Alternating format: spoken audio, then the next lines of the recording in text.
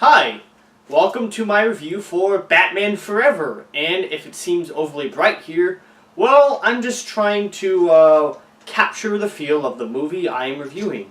I even got these Batman Arkham City neon glasses.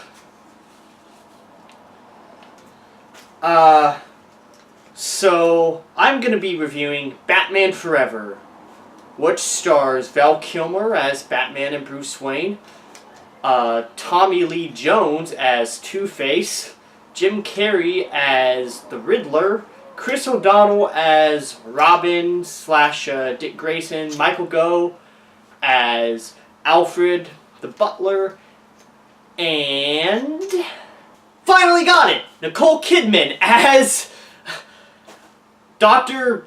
Meridian, or some psychologist who's, yeah.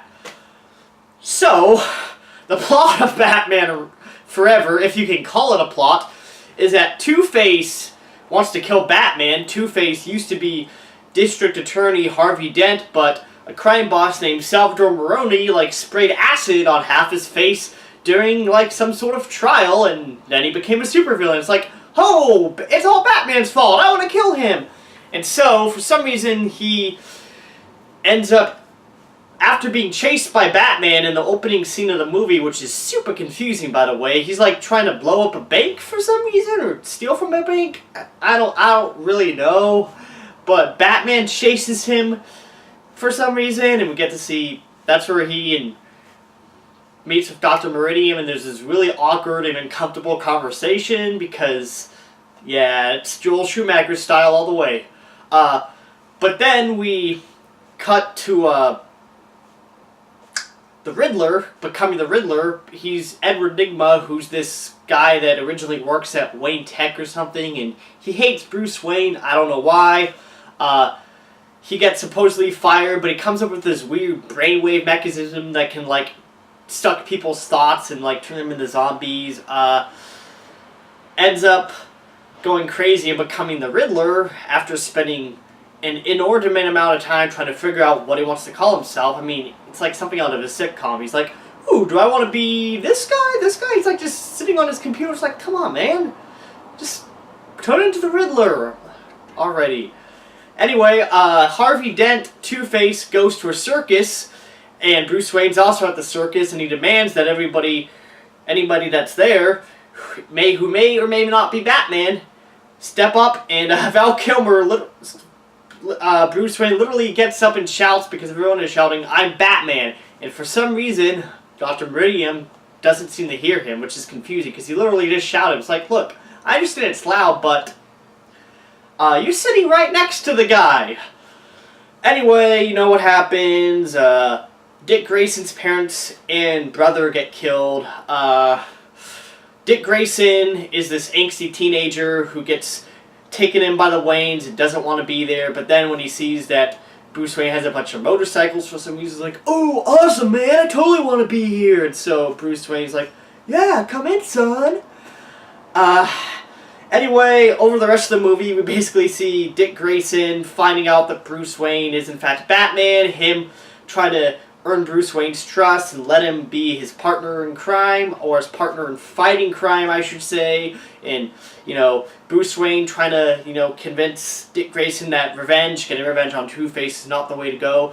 And, of course, Two-Face and the Riddler team up and decide to take over the city for some reason. The Riddler basically wants to turn everyone into zombies with some weird thingy that just has green, weird, wavy things. Yeah, I don't know. So, yeah. If it sounds like I'm confusing what's happening in the plot a lot, that's because the plot is very confusing and very poorly written. So, I honestly probably didn't know what was going on for most of the movie, but to be fair, I don't think the people writing the movie or directing and acting in it knew what was going on. So, what can I say?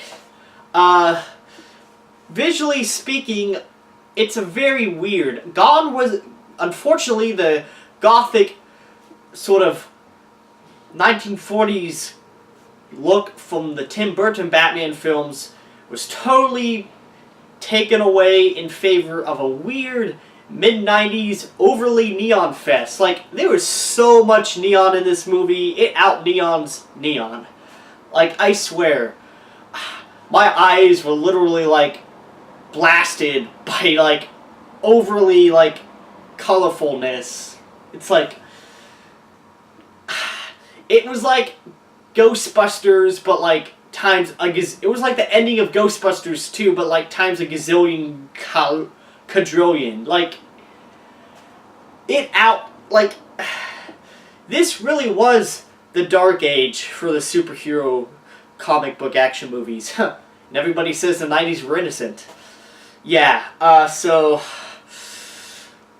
the acting in this movie, let me be clear, like, there's some legitimately talented actors in this movie. Tommy Lee Jones, Val Kilmer, Jim Carrey, even Chris O'Donnell, who I don't think was a terrible actor. But they were just so either poorly miscast, or just the script was just so bad that you wouldn't know the difference. Like, seriously, Val Kilmer, even though he should have been a really good choice for both Batman and Bruce Wayne, he has the most monotone voice for the entire movie. He's literally, like, shows zero emotion throughout the whole movie. And Jim Carrey is just more hammy than, like, Tim Curry. Like, but he's not like the we love him kind of hammy. He's like the annoying, just shut up kind of hammy. And as for Tommy Lee Jones, okay, Two-Face is one of the most interesting, complex, and dare I say it, sympathetic Batman villains, and they literally turned him into a joke. Like, basically, Tommy Lee Jones, another talented performer, basically turned him into some weird sort of Joker knockoff. I mean, I swear he was channeling Jack Nicholson's Joker from the first Tim Burton Batman movie, but just doing a horrible job at it. He's supposed to be conflicted and, like, have this... He's supposed to be, like, show duality and, like, show a good man gone bad. But no, he's just hammy as ham. Nicole Kidman plays this really sort of weird psychiatrist who's both in love with Batman as well as Bruce Wayne, but she doesn't know who she loves.